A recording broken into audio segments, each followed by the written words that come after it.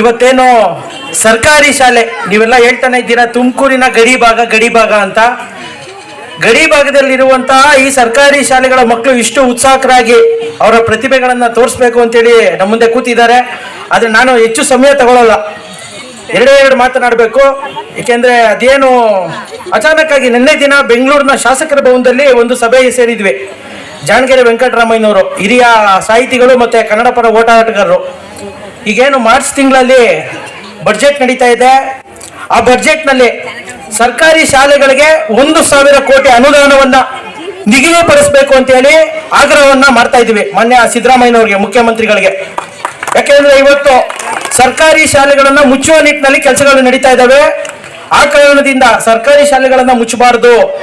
ಮುಂಚೆ ಮಾತಾಡಿದ್ರು, ಬಿ ಅವರು ಹೇಳ್ತಾ ಇದ್ರು, ಇವತ್ತು ಒಂದು ಸಂಸ್ಕೃತಿಯನ್ನ ಕಲಿಸ್ತಾ ಇರುವಂತದ್ದು ಯಾವುದು ಅಂದ್ರೆ ಸರ್ಕಾರಿ ಶಾಲೆಗಳು ಮಾತ್ರ. ಮಕ್ಕಳಲ್ಲಿ ಸಂಸ್ಕೃತಿಯನ್ನ ಕಲಿಸ್ತಾ ಇರುವಂತದ್ದು ಸರ್ಕಾರಿ ಶಾಲೆಗಳು.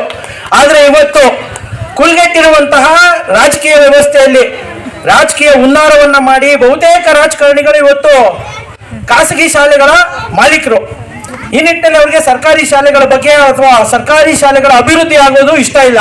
ಆ ಕಾರಣದಿಂದ ಮುಚ್ಚುವ ಕೆಲಸವನ್ನ ಆಗ್ತಾ ಇದೆ. ಅದನ್ನ ವಿರೋಧಿಸಿ ನಿನ್ನೆ ದಿನ ಬೆಂಗಳೂರಿನ ಶಾಸಕರ ಭವನದಲ್ಲಿ ಒಂದು ನಿರ್ಣಯವನ್ನ ನಾವು ತಗೊಂಡಿದ್ದೀವಿ. ಈ ಬಾರಿಯ ಏನು ಬಜೆಟ್ ನಲ್ಲಿ 1,000 ಕೋಟಿ ಸರ್ಕಾರಿ ಶಾಲೆ ಅಭಿವೃದ್ಧಿಗೆ ಮೀಸಲಿಡಬೇಕು ಅಂತೇಳಿ. ಅದ್ರ ಜೊತೆಗೆ ಏನು ಅಕ್ಕ ಸಮ್ಮೇಳನ, ಅಮೆರಿಕಾದಲ್ಲಿ ಅಕ್ಕ ಸಮ್ಮೇಳನ ನಡೆಯುತ್ತೆ, ಮತ್ತೆ ದುಬೈನಲ್ಲಿ ಕನ್ನಡ ಸಮ್ಮೇಳನ ಮಾಡ್ತೀವಿ ಅಂತೇಳಿ ಮಾಡುವಂತಹ ಗಡಿನಾಡ ಕನ್ನಡಿಗರಿಗೆ ಲಕ್ಷಾಂತರ ರೂಪಾಯಿ, ಕೋಟ್ಯಾಂತರ ರೂಪಾಯಿ ಹಣವನ್ನ ಕನ್ನಡ ಮತ್ತು ಸಂಸ್ಕೃತಿ ಇಲಾಖೆಯಲ್ಲಿ ಇರುವಂತಹ ಹಣವನ್ನ ಕೊಡ್ತಾ ಇದ್ದಾರೆ. ಅದನ್ನ ನಿಲ್ಲಿಸಬೇಕು. ಕನ್ನಡದ ಇಲ್ಲಿ ಏನು ಸರ್ಕಾರಿ ಶಾಲೆಯಲ್ಲಿ ನಾನು ಇವಾಗ ಅನ್ಕೋತಾ ಇರುವಂತದ್ದು, ಈ ಕಾರ್ಯಕ್ರಮವನ್ನ ನೋಡಿದ್ಮೇಲೆ ಪ್ರತಿಯೊಂದು ಸರ್ಕಾರಿ ಶಾಲೆಯಲ್ಲೂ ಈ ಪ್ರತಿಭಾ ಕಾರಂಜಿ ಅಥವಾ ಏನು ಪ್ರತಿಭಾ ಪುರಸ್ಕಾರ ಅಥವಾ ಶಾಲಾ ವಾರ್ಷಿಕೋತ್ಸವ ನಡೆಯುತ್ತೆ. ಸರ್ಕಾರಿ ಶಾಲೆಗೆ ವರ್ಷಕ್ಕೆ ಇಷ್ಟು ಅಂತ ಅದಕ್ಕೆ ನಿಗದಿ ಮಾಡಬೇಕು ಅಂತ ಹೇಳಿ ನಾವು ಆಗ್ರಹವನ್ನ ರಾಜ್ಯ ಸರ್ಕಾರಕ್ಕೆ ಮಾಡ್ತೀವಿ. ಈ ರೀತಿಯಾಗಿ ಸುಮಾರು ನಿನ್ನೆ ಒಂದು 10 ಅಂಶಗಳಾದ ಪಟ್ಟಿಯನ್ನ ಮಾಡಿದ್ವಿ. ಅದರಲ್ಲಿ ಈಗ ನನಗನ್ಸಿದ್ದು ಇದಕ್ಕೂ ಸಹ ನಾವು ಬಜೆಟ್ ನಲ್ಲಿ ಮೀಸಲಿಡಬೇಕು, ಈ ರೀತಿಯಾದಂತಹ ಸಾಂಸ್ಕೃತಿಕ ಕಾರ್ಯಕ್ರಮ ಸರ್ಕಾರಿ ಶಾಲೆಯಲ್ಲಿ ಮಾಡೋದಕ್ಕೆ ಅನ್ನೋದು ಯೋಚನೆ ಬಂತು. ಅದನ್ನ ನಾವು ಮಾಡ್ತೀವಿ.